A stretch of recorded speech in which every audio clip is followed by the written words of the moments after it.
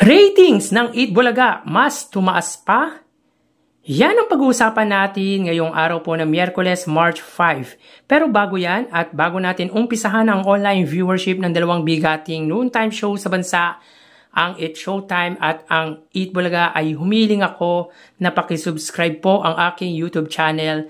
Paki-like and share na din mga kaparokya. Maraming salamat po. So, ngayong araw po mga kaparokya ay ibabahagi ko po sa inyo ang TV ratings na ibinahagi po ng AGB Noontime Nielsen Philippines courtesy of Lion Here TV. Ito po ay kuha nitong February 21, araw po ng Friday. So, makikita po natin dito mga kaparokya na ang It's Showtime po ay may 6.3% at ang Eat Bulaga naman po ay may 4.3%. So, mas tumaas pa po ang ratings na nakuha po ng Eat Bulaga. When it comes sa average ratings, of course, para sa akin, ay wagi po dito ang Eat Bulaga dahil na-meet po nila ang ratings average na 4% or yung average ratings nito na 4%, samantalang kinapos naman pong maabot ng Eat Showtime ang 7% TV ratings average nila. So again dito mga kaparokya, pagdating sa average ratings ay wagi po ang Eat Bulaga, pero angat po dito ang It's Showtime pagdating naman po sa numero. So ang GMA ay may 5.2%, ang A to Z ay may 0.7% at ang Kapamilya Channel ay 0.3%. Sa panig naman po ng Eat Bulaga, ang TV5 ay may 4% at ang RPTV ay may 0.3%. So kung titingnan ninyo, ang ratings po ng TV5 ay umabot po ng 4%. Meaning ay talagang pinanood po ang longest running noontime show that day. So dito ay 1.2% lang po ang pagitan ng dalawang malaking TV stations. Ito nga po ay ang GMA at ang TV5. So sa lawak po ng naaabot at sa lakas po ng signal ng GMA ay tanging 1% lamang po ang inilamang nito sa limited reach at poor signal na meron po ang TV5. So para sa akin ay dito ay wagi ang TV5 dahil ang average ratings po ng TV5 ay 3.5% samantalang ang GMA po ay 6%.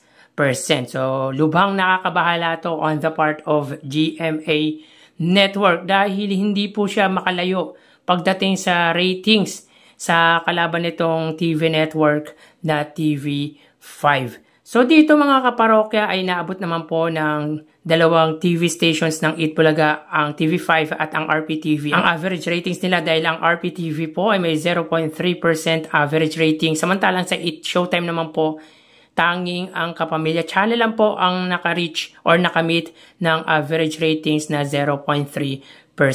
And the rest po ay hindi na po nila naabot. So again, dito mga kaparokya, pagdating sa numero ay angat po ang It's Showtime, pero pagdating naman po sa average ratings na ibinabahagi po natin ay panalo po ang Eat Bulaga. Mas tumaas pa po ang ratings ng nasabing noontime show. So tara ating alamin ang online viewership ng dalawang bigating noontime shows.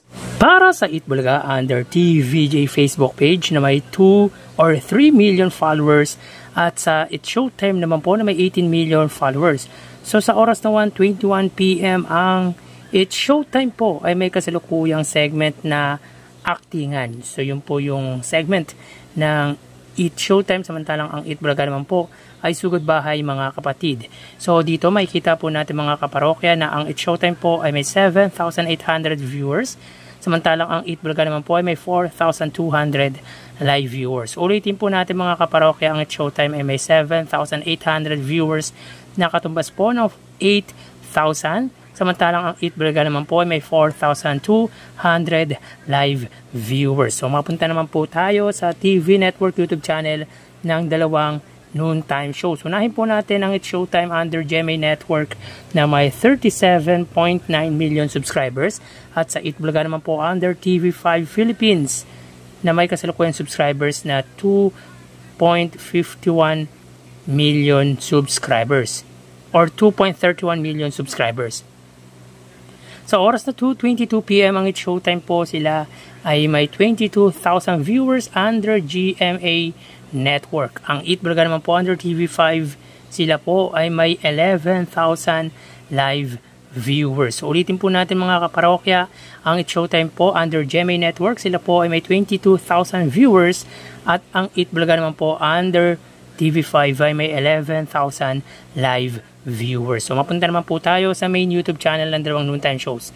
Unahin po natin ang It's Showtime under ABS-CBN It's Showtime na may 2.53 million subscribers at sa Eat Bulaga naman po under Eat Bulaga TVJ YouTube channel na may 1.35 million subscribers. So sa oras na 1:23 PM ang It's Showtime po, sila ay may 90,000 live viewers at ang Eat Bulaga naman po ay may 121,000 live viewers. So ulitin po natin, sa oras na 1:23 PM ang It's Showtime po ay may 90,000 viewers at ang Eat Bulaga naman po ay may 121,000 live viewers. So, bali, ang total na nakuha ng dalawang noontime shows ay ang nakuha ng It's Showtime na views ay 120,000 viewers at ang Eat Bulaga naman po ay 136,000 viewers. So, again, ang It's Showtime ay may 120,000 views at ang Eat Bulaga naman po ay 136,000 views. Yan po lumalabas sa kanilang online viewership as of 1:24 PM. Mamaya magbabalik pa po tayo sa ikalawang bahagi ng ating online views update ng dalawang noontime show. Magpapaalam na po muna pansamantala. Mag-iingat po tayo mga kaparokya. Thank you and God bless.